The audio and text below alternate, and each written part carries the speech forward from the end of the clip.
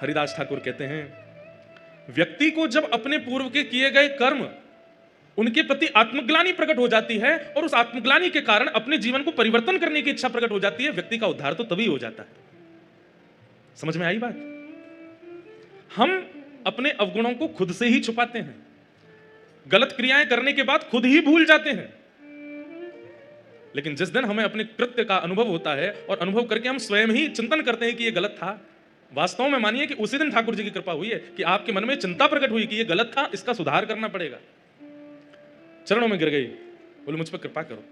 हरिदास ठाकुर बोले, देवी अब जो मेरी निष्ठा है वो तुम धारण करो, मैं अब कहीं और जाकर के भजन करूंगा। इस कुटिया में मैंने लाखों करोड़ों नाम जप किए हैं, अब तुम इस कुटिया में रहो और यहां रहकर के नाम जप करो। हरिदास ठाकुर वो कुटिया, अपने भजन की कुटिया उस वैश्या को दे दी और वहां बैठ करके वो वैश्या ऐसा नाम करने लगी, ऐसा नाम करने लगी, जिस वैश्या का मुख देख करके संत जन मुंह फेर लेते थे और सोचते थे कहीं हमारे पाप नष्ट नहीं हो जाए। आज उसी वैश्या के भक्त बनने पर उनकी कुटिया के बाहर संतों की भीड़ लगती है। क्यों?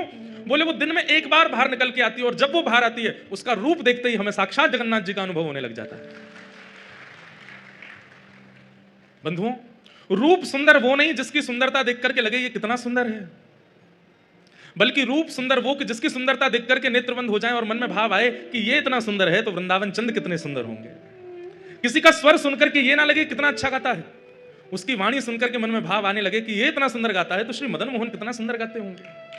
किसी का श्रृंगार नृत्य देख करके लगे कितना बढ़िया नृत्य कर रहे हैं, लेकिन उस समय मन में ये भाव आवे कि जब रास क्रीड़ा में श्री ठाकुर जी त्रिभंग लली बन करके आते होंगे, जिनके नृत्य पर सूर्य चंद्रमा भी वारे वारे जाते हैं, उनका नृत्य कितना सुंदर होगा।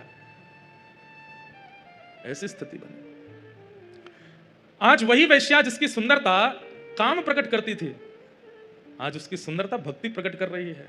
ये भजन का प्रभाव है, ये नाम का प्रभाव है।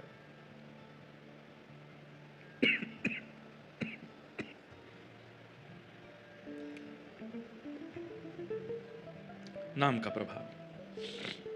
तो हम निवेदन कर रहे थे कि आध्यात्मिक बनना एक बात है, पुण्यात्मा बनना एक बात है और भक्त बनना विशेष बात है। कथा का उद्देश्य, महाप्रसाद सेवन का उद्देश्य आप लोग पुण्य अर्जन करना मत रखो। तीर्थ यात्रा का उद्देश्य, समुद्र स्नान का उद्देश्य, उसके प्रति पुण्य की भावना मत रखो, भक्ति की भावना रखो।